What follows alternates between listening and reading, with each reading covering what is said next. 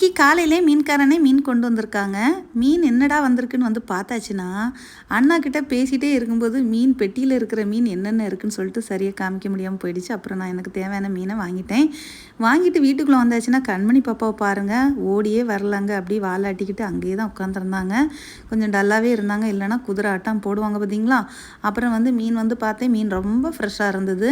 இந்த மீன் வந்து மஞ்சப்பாறை, சரிங்களா. இது 100 ரூபாய்க்கு வாங்கினேன். அயில மீன் வந்து 50 ரூபா. இவ்வளவும் பார்த்தீங்களா. ஃப்ரை பண்ணுறதுக்கு ரொம்ப நல்லாயிருக்கும்.